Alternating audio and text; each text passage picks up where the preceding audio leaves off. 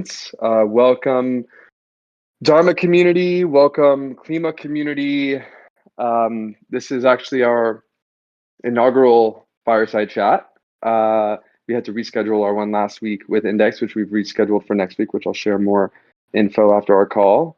And we're super excited to welcome Klima and Chaz on behalf of KlimaDAO, which we'll dig a little bit more into his background into Klima, some of the stuff they're working on. We'll then open the floor for some Q&A. Klima have been, the whole KlimaDAO squad have been not only just homies, and we're actually here on the Dharma squad, cheerleaders for the work that you guys do, but also partners and our affiliate partnership as well. So, our goal is to just continue to grow more roots with you guys. So, I figure before we kind of dive in a little bit deeper into some of the work KlimaDAO is doing and, some of the mechanics behind it, I wanted to maybe give you the opportunity to give a brief intro on yourself, maybe your background, and kind of how and why you got into the world of DAOs, the world of Web3s, and in particular with Klima. Oh, sure, yeah. So my name is Chaz Schmidt. I am from Ohio, USA, born and raised. I went to Ohio State. I was originally a computer science major and discovered crypto about halfway through school and kind of switched to English so I could focus on crypto and still get a degree. And during my time at school, I really this was back in about early 2016 was when I discovered the Ethereum community and I started getting really involved in Reddit. Tried to learn as much as I could because I knew that basically, if you think about it, community and having the zeitgeist of crypto is kind of one of those things you can't go back and get. And I always knew that. And so then I tried to embed myself in the community.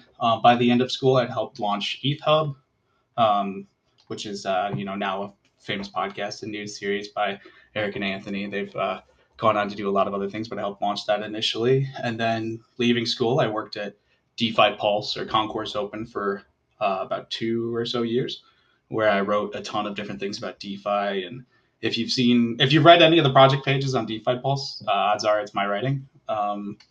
You probably, depending on how long you've been in DeFi, you might have read something I've written. So I like to describe myself as like a DeFi native. Why I got into DeFi? I was always into politics, computer games, economics, and it all just kind of fit together. Crypto felt like the true bleeding edge. Seeing the internet of value really reminded me of like some of the early days of computing and the internet. And I just saw the raw potential and I just knew I had to be there. And how I ended up hooking up with Klima is basically I knew some people who were into offsetting in the DeFi space, and they led me on to Klima, and I thought the project was a great idea. And essentially, I was looking for a new adventure, so I asked them, like, do you guys need a community manager? And jumped on closer toward launch about, I don't know, September or so. And that's it about me. Super. And tell us a bit about the first few months of Klima and how things have unfolded since September. Yeah, I think we're rounding up on 2 months now, almost in a couple days. Feels like it's been ages. So we launched on October 18th. Before that, obviously, we had the Discord. We had some test nets and a lot of community participation early on. Klima, for anybody who isn't familiar, is a protocol. That is designed to fight climate change by driving up the price of carbon credits, which ultimately drives more funding toward projects generating these carbon credits, which on the ground are the ones battling climate change. Some people unfamiliar with carbon credits, which many people are, tend to not understand why this is or why carbon credits don't work, or they think carbon credits don't work. And a lot of this is due to the fact that carbon credits are currently cheap. So you have a lot of businesses who are saying they're becoming carbon neutral and setting these goals, but aren't really making steps toward reducing their emissions, reducing the pollution that they're causing, and instead are buying cheap carbon credits because there hasn't been a ton of consumer interest or market interest in the different carbon markets. So what we're trying to do at Klima is basically take the cutting edge incentives and crypto economics being designed in DeFi and connect that with the world of climate finance. And for those who don't understand carbon credits at a deep enough level, correct me if I'm wrong here, Chaz. Oftentimes, corporations and many of maybe entities that are kind of maybe causing the most damage on the carbon front, they have the opportunity to buy these carbon credits to offset a lot of what they're creating, right? And then in turn, by Klima driving up the cost of those carbon credits, it also maybe incentivizes them, or maybe makes it harder for them to kind of get away with some of the work that they're doing. Is that accurate? That is absolutely accurate. To steal a phrase from, I think, David from Bankless said it, we're basically trying to GameStop the carbon markets in a sense by I creating a love that. squeeze on the traditional markets and for creating incentives to have current owners of carbon offsets bridge them on chain. We're creating incentives for people to do that and make it more economical to try and squeeze all the pressure onto the chain, because bringing carbon credits on chain brings a number of benefits. Obviously, anybody involved with DeFi can tell you how awesome permissionless interoperability can be. The things you can build by piecing together money Legos are things we would have dreamed of a few years ago. And so, like, if using carbon assets in this kind of ecosystem is really intriguing. It also opens up the carbon markets. Like you said, these markets were previously only accessible to like corporates and the people who were in the know in the carbon markets. The average person would have had to go through another company in order to buy carbon credits. So what we're doing is allowing people to be more involved. And I read some of the white papers, and one of the things that I really loved, the part of the narrative that Klima shares, is kind of this concept of the disconnect between market value for something like carbon credits and in effect, how cheaply relative to the amount of revenues and such that some of these corporations are able to get these carbon credits for. There's like a disconnect in the damage that's being created with carbon versus the market value, if you will, or at least what it used to cost. So I think there's this really amazing narrative that you guys are propelling of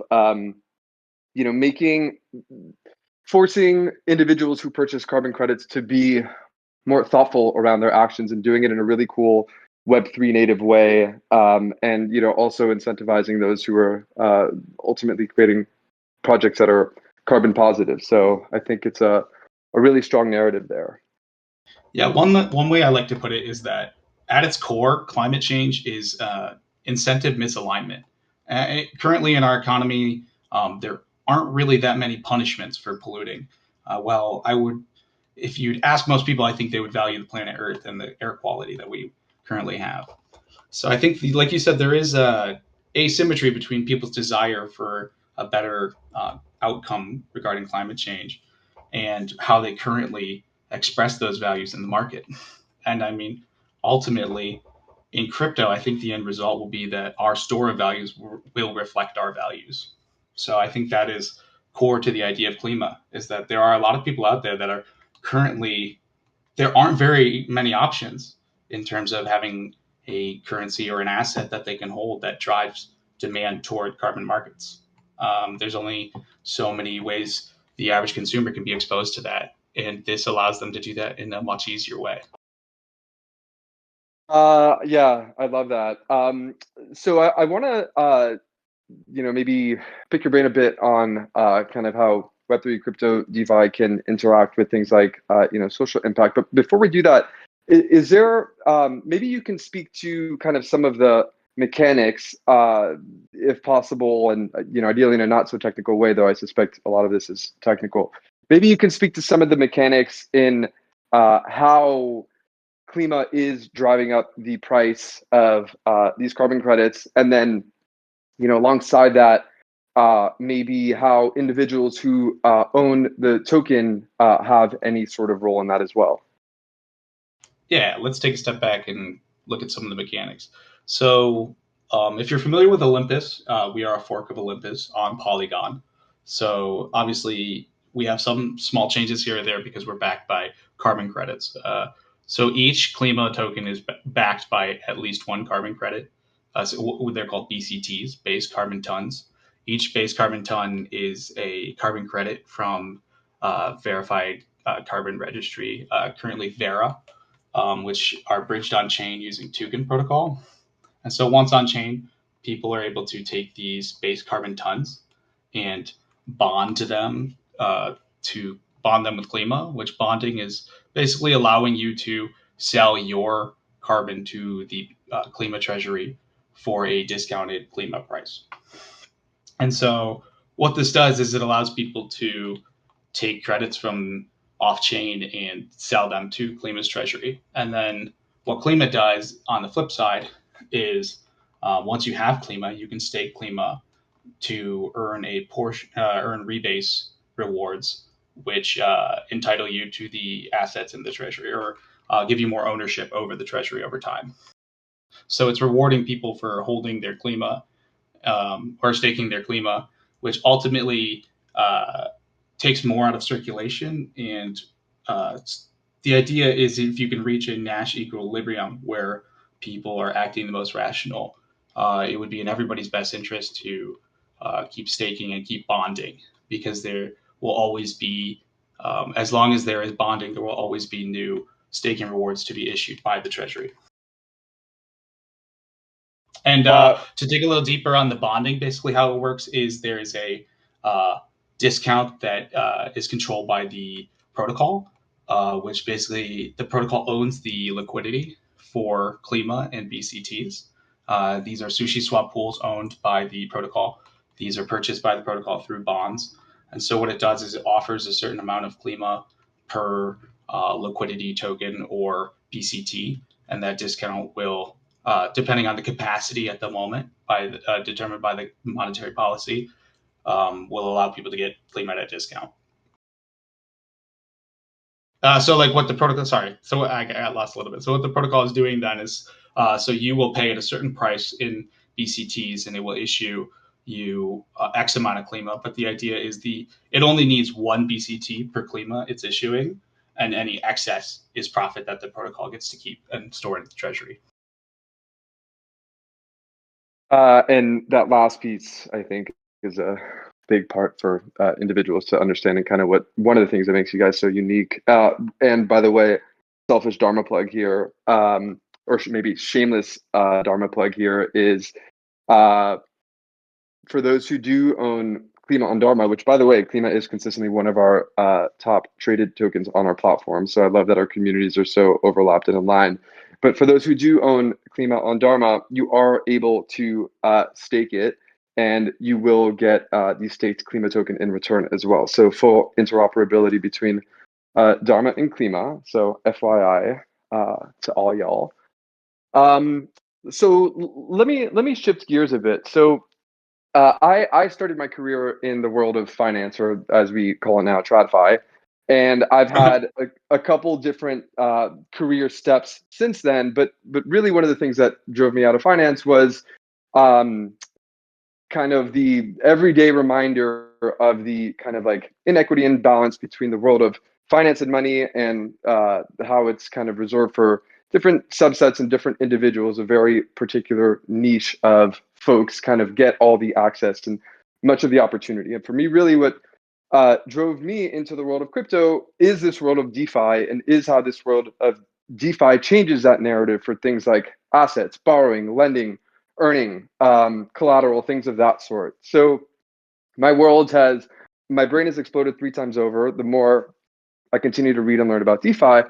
And the more that Web3 evolves, there's almost like so many more use cases and different stories that evolve, that allow different narratives to change. So I guess my question to you would be, how do you think the world of DAOs, different tools within Web3, how have you seen them show up elsewhere? And what are some of the things that you think about when I ask, like, how can this world of DAOs and Web3 kind of continue to shift the narrative around things like social impact and different causes that individuals feel strongly about, or different challenges that we deal with in society nowadays? I think it's best compared to something like the freedom of movement of information we saw of the early internet days leading into social media, and how it quickly turned from knowledge being a centralized top down thing from to a bottom up. And I think that's essentially what you see with DeFi. I mean, you're seeing the internet of value forming every day. I mean, every transaction you make, every time you choose to use one protocol over the other, you're helping shape this weird organism almost. It's really interesting because it feels like a snowball that just like keeps gaining momentum, because how could you stop at this point with like permissionless innovation? Like as long as the blockchain never stops, uh, the kind of the fun never stops in a way. Right. Like I love the term money Lego. Like I think it just illustrates it perfectly that like as you keep building out these small pieces of DeFi innovation, you can just keep piping them together to get something brand new. And I think we're like in the early days of Twitter and stuff, you saw these bots and stuff that got pieced together because of all these open APIs, and then these businesses decided it wasn't worth their time to maintain, so they shut them up, and then you lost access to all these cool apps and widgets and things that everybody used to have fun with, and then I think that was kind of the beginning of the end for Web2, in the sense that people liked that sense of innovation and fun that happened around what if we connect this piece to this piece and what happens. And then Web3 offers a chance for people to write scripts that don't stop, and you can keep building off of that. I think Uniswap is a good example of that. I mean, SushiSwap as an extension of it. I mean, think of how much has been built off of being able to exchange trustlessly. Yeah, totally. And I'm curious, are there any other organizations or DAOs or different Web3 native entities that you've seen that are also taking their own stab and approach at the world of kind of social impact and social change? And particularly, like the pointing of my question is, we do have a lot of very smart, talented individuals within the Dharma community, many of which are, you know, very tech native, Web3 native developer types. And you know, I think what I'm searching for is like advice or wisdom, or potentially other organizations in addition to Klima that are also doing really cool things by way of social impact, and how can we inspire kind of that next individual to continue creating, you know? Oh yeah, definitely. I think the obvious one that comes to mind is Gitcoin, and the Gitcoin grants program has been amazing.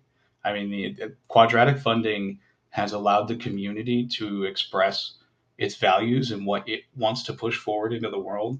By it's almost immeasurable, because before we had Gitcoin grants, it feels like people had these ideas floating around there, and getting from 0 to 1 was a lot harder. And I think the idea of creating a anything around public goods DAOs, I think, is a great idea. I think Gitcoin is definitely the leader in that. I think some other ones that are super interesting are obviously, like I think POOPs, and uh, I also think Humanity now are pretty interesting. I think identity is something that's going to take a while to crack for the community. And I think from a from a community side of things, I think identity would allow us to open up a lot more services to the unbanked. Because right now, like you see, you know, loans, for example, you have to have over collateralization. That doesn't work for somebody who needs, say, like a payday loan, but knows they're going to get paid next Friday, and Right. they still have to go to a payday lender and get gouged. And like, if we were able to verify stuff like income statements and take these wallet addresses and turn them to humans in a way that's both verifies their identity but also preserves their privacy, I think anything that's working toward that is great. And I think that's something that honestly doesn't get addressed enough in crypto, because throwing money around only gets you so far. And like the tech is really what pushes things forward. Yeah. Yeah, I've been going deep on some of these different DAOs that are looking to change that narrative. As I mentioned, this world of money and banking, particularly as it pertains to borrowing and lending and earning and general liquidity, and an individual having the opportunity to kind of earn like a bank does, not only just borrowing from the bank or from a protocol, but instead having the opportunity to earn is like really just such a deep like interest and passion of mine. Let me ask you, I do want to open it up, or actually, I guess before we open it up, I have a few questions that I aggregated from the community. So we'll kind of hop around on some different topics. But before we do that, on a personal level, what are some of the things that you're reading nowadays? Like, where do you find yourself most engaged on, whether that be, books or different topics, Web3 or beyond? What are you finding yourself engaged with right now? I always like to keep up with the Daily Gwei. Anthony's newsletter always is pretty good. I read a lot of newsletters to keep up with DeFi, like Bankless, ETH Hub, a lot of Twitter and stuff. Reading wise, I feel like some of the most insightful things obviously out there are Vitalik's blogs. I think Vitalik has obviously spent a long time thinking about Ethereum. And Mm-hmm. some of the other things I've been reading a lot on lately are ETH2 docs, trying to get caught up for the merge, making sure I understand everything coming down the pipeline. I think the more community members who are educated on that front, it'll make the transition a lot smoother because we'll have more people who can explain and less opportunity for chaos and misinformation. Cool. So, audience, Dharma community, I will ask a handful of questions here that were asked by you guys, but I will also be opening up the floor in a few minutes. So, for those who do have any questions for either of us or who want to riff on anything, within KlimaDAO and beyond, feel free to start raising your hand. I'll let you all in the order that you were asking. It'll be a few minutes before I let you in, but feel free to start lighting it up. So a couple rapid fire questions for you, Chaz, that all came from different individuals within the Dharma community.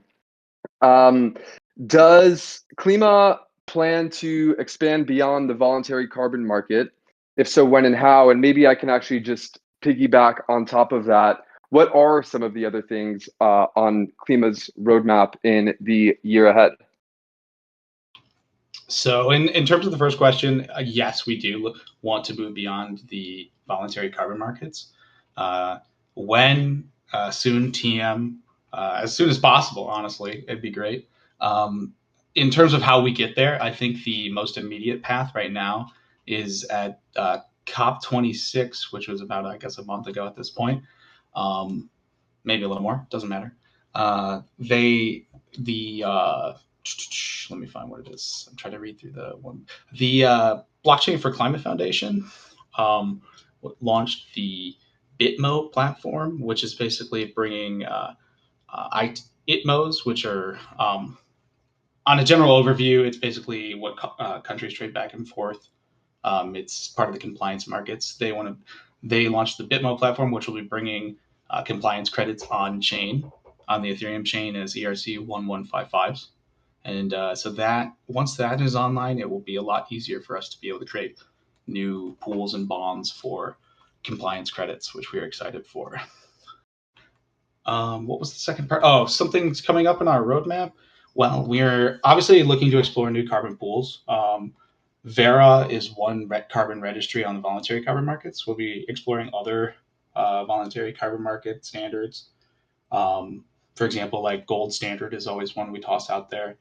And we are talking to them to see the best ways to integrate there. We'd also like to explore different things like nature and like specific credits to allow people to like basically expand the markets beyond just the base carbon ton, because there is desire in the market to have higher quality credits.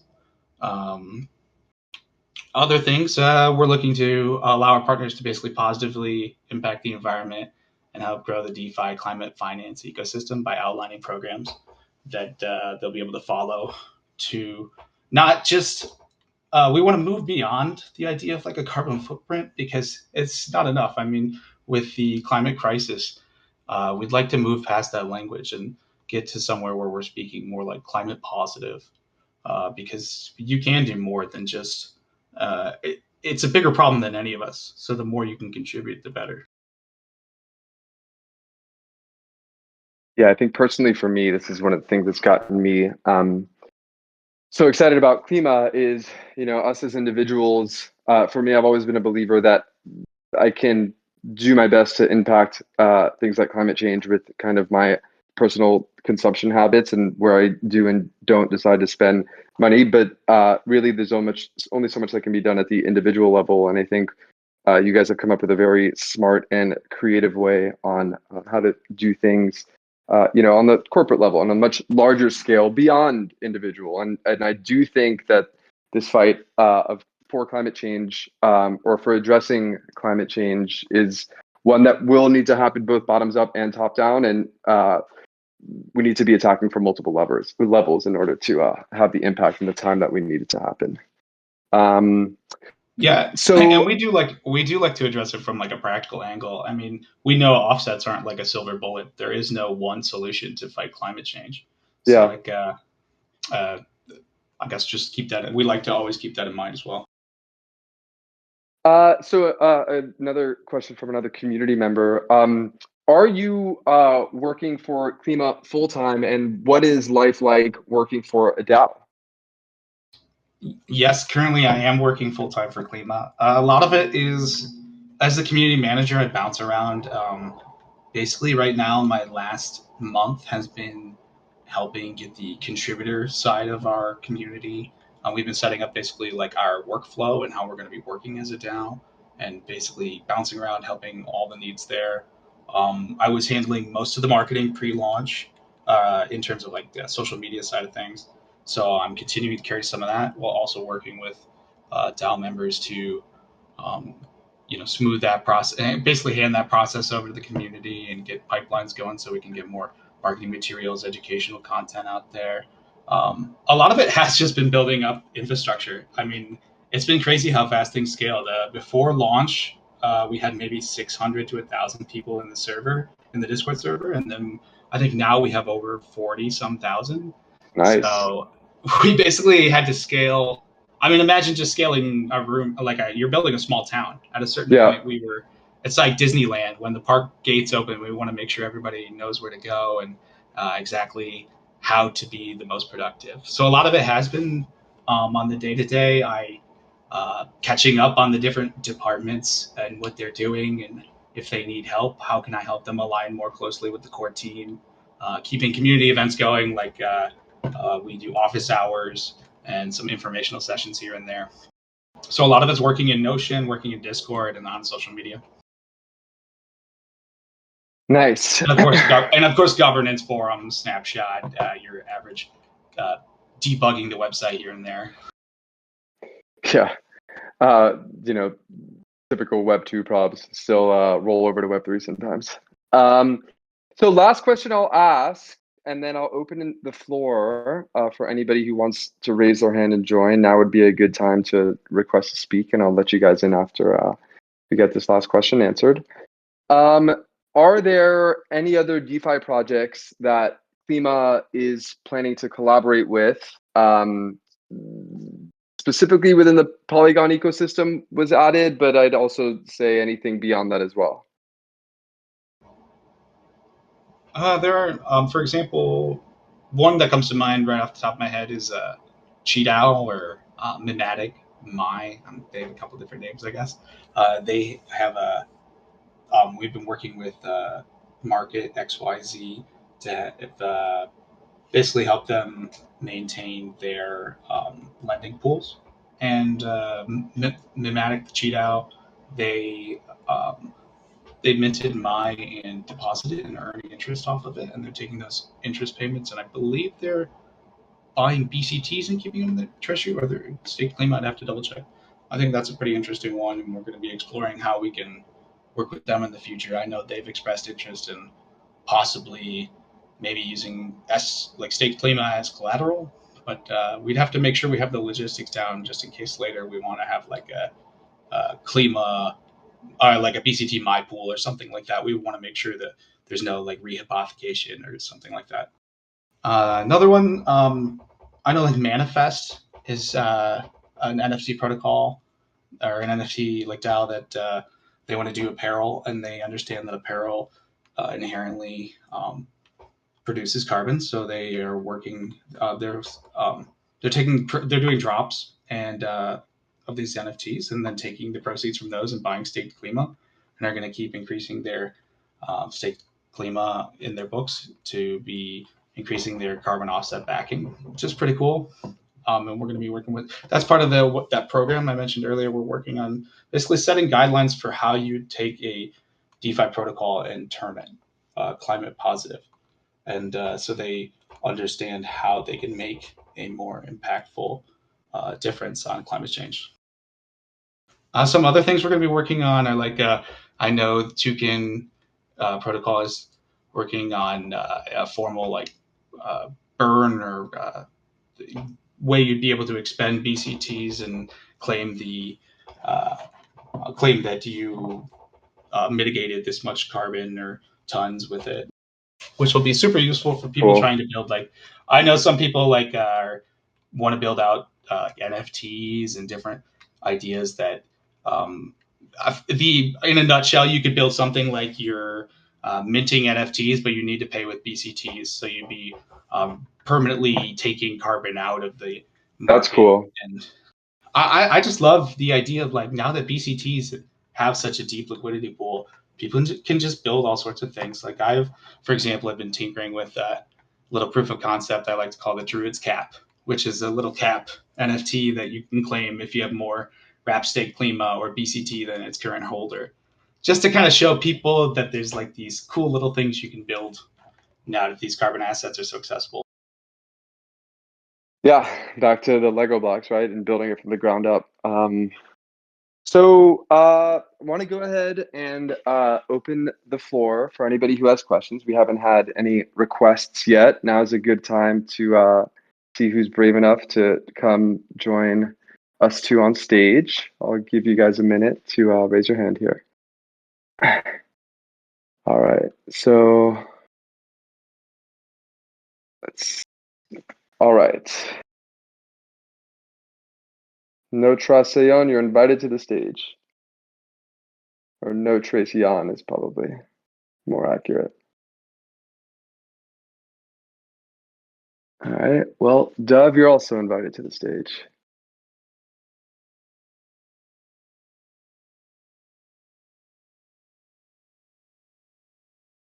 Jan, welcome to the stage. You might be on mute. Hello. Hello. Hey, is that Dove? You there? Yes, I'm here. Okay, cool. Jan, I put you on mute. We'll take you next. How's it going, Dove? Good. How are you? Good, good, good. So, sorry, I was not able to listen to everything, and I was really excited to, but I got really busy with some work stuff. And I am new to the crypto space, but I am well versed in the carbon space. And I just, I work in carbon footprinting and carbon offsetting. So I'm just curious because I am still, trying to understand your ultimate goal. And you claim that you want to increase the price of carbon credits in order to drive more people to invest less in carbon credits, but yet you want more people to invest in carbon credits. So can you explain, because I'm having a little bit of an issue understanding the full concept of what you're trying to do here. So the idea is that we create incentives for carbon credits that we want to lock up as much carbon credits in our treasury as possible, because the more we can take out of circulation, the less supply there is to be traded around. And the idea is that all these different companies and organizations have created these climate goals of being carbon neutral by a certain date. So in order to reach that status, they would either need to reduce their emissions or buy carbon offsets. So currently, carbon offsets are affordable. I mean, it's pretty easy for a corporation to buy carbon offsets and claim they are now carbon neutral.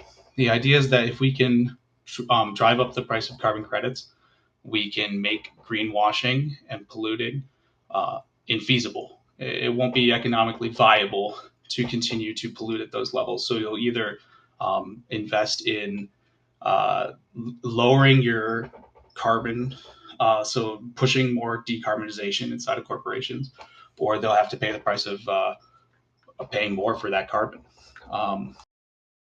Does that answer your question?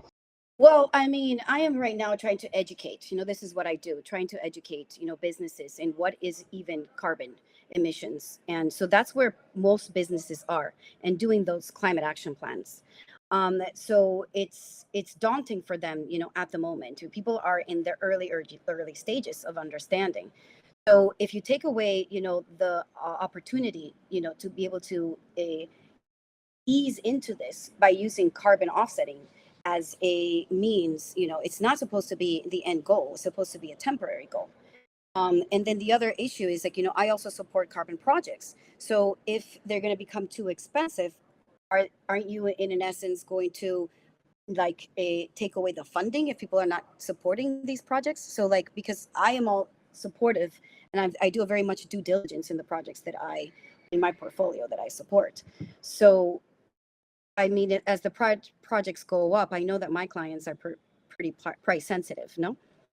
So what we're actually seeing is a lot of projects are now auctioning off their carbon credits because there's an increase in demand.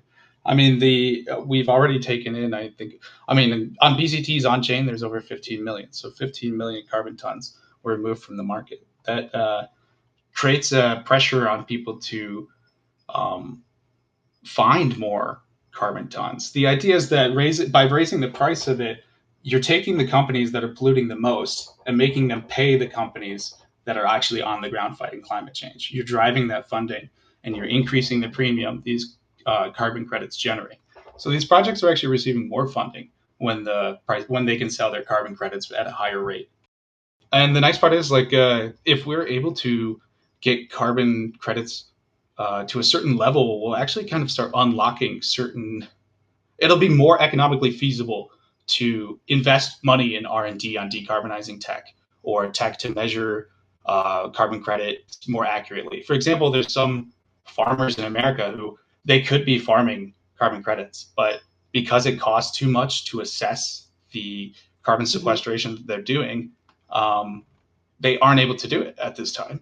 So if they were able to receive more funding by having more expensive carbon credits they could sell back to the market, currently there isn't somebody who wanted to buy those. So Klima wants to serve as that buyer.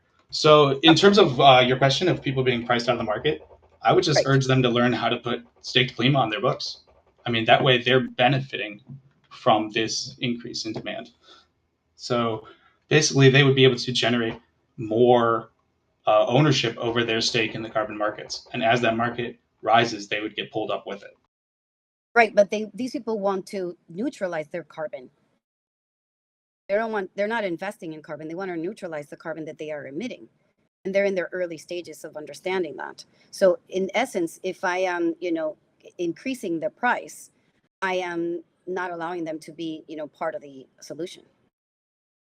Well, I would just say that's the cost of pollution then. I mean, if they really want to go neutral and they can't afford it, they should find ways to reduce their pollution. Right.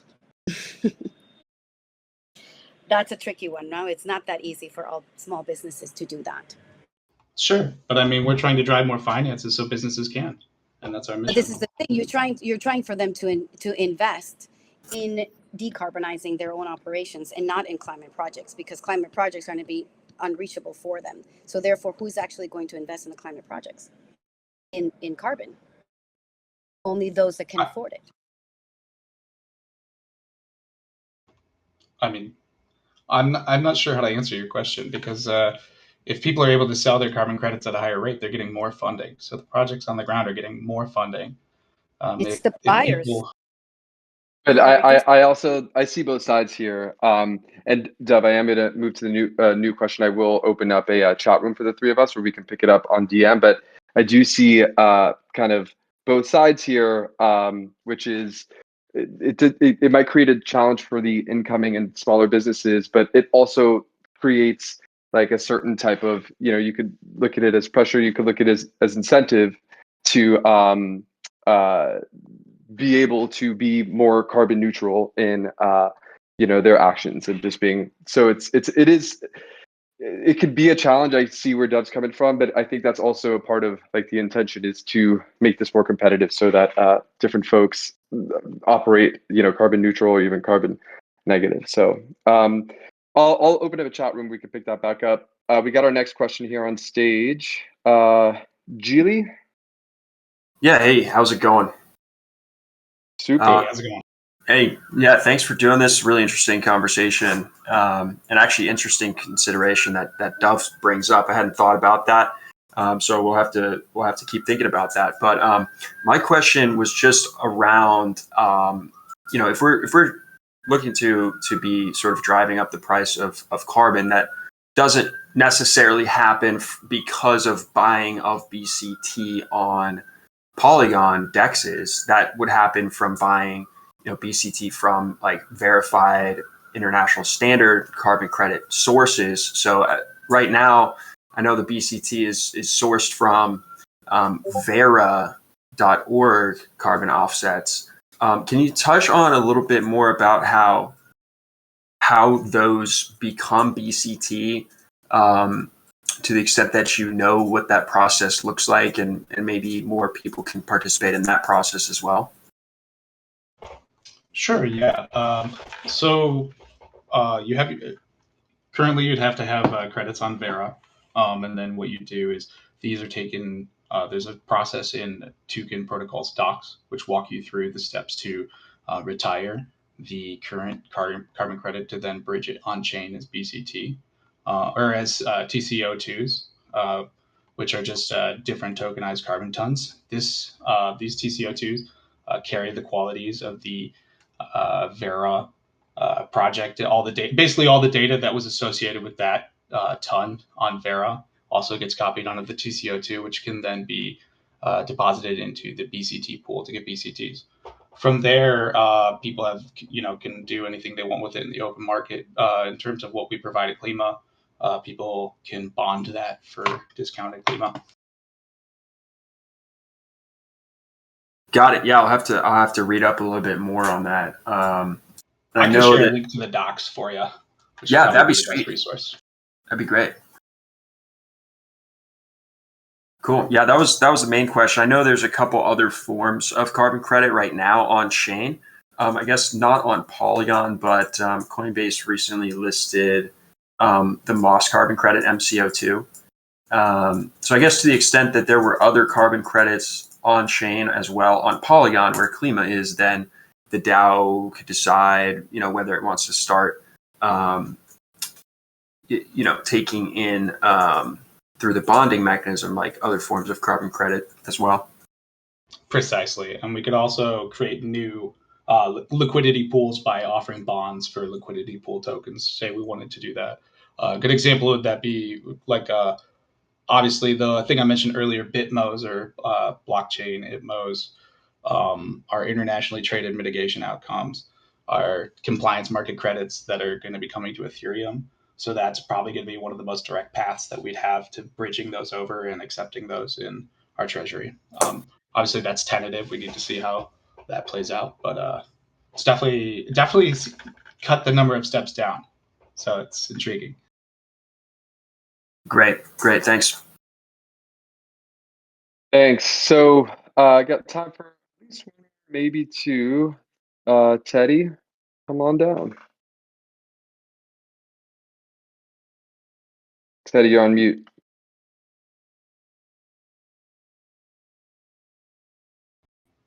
Teddy, you're muted. Let me see if. Can you hear me now? Oh, yes, yeah. we can. Oh, perfect. The question I'd like to ask is, once, assuming Klima goes to plan, and the price of carbon is driven up from the current levels to, say, double, triple, or whatever it may end up as, is there any reversibility in the carbon that is bonded in the Klima treasury, or is it a one-way system? And are you either looking to potentially reverse the bonded carbon and sell back into the market, or are you potentially expecting people to buy Klima as an alternative to maybe buying BCT if there's not enough BCT on the market? I think you touched on a great point there at the end. So essentially, we see Klima as kind of like a carbon custody service that pays you to deposit, like sell your carbon to it. The idea being that if you're familiar with Olympus protocol, each Klima is backed but not pegged to one BCT, which means that as long as each Klima is worth more than one BCT, and people will continue bonding, it'll be able to issue staking rewards. But essentially, if it dips below one BCT, the protocol would start buying back Klima tokens in order to keep that and keep it at 1-to-1. So the idea being that we want to just keep absorbing as much as possible.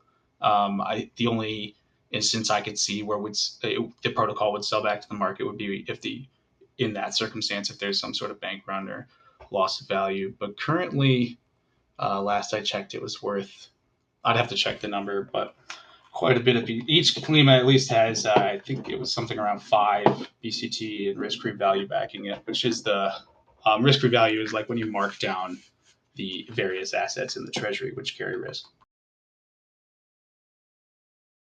So to kind of sum up your question, I would kind of see Klima as like a carbon custody service and like a sustainability service for hire. And the pools owned by the protocol will allow people to have BCTs. If the BCT market were to get even more scarce, we could increase. We have levers we could pull to increase the liquidity through the policy, and increasing the capacity for liquidity bonds if that were deemed necessary. A lot of it is kind of making sure that the protocol is staying in pace with the demand from the market and monitoring the protocol health, which the policy team works tirelessly to do. Thank you. Thanks. Thanks for the question. Thanks, Teddy. So, Chaz, I'll go ahead and start wrapping it up.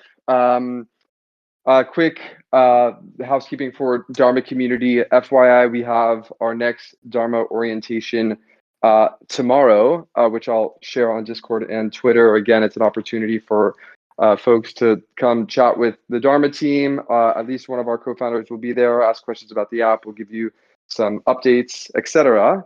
And then we also will be doing our next fireside chat around this time next week with Index Coop, which I'll also share on Discord and Twitter.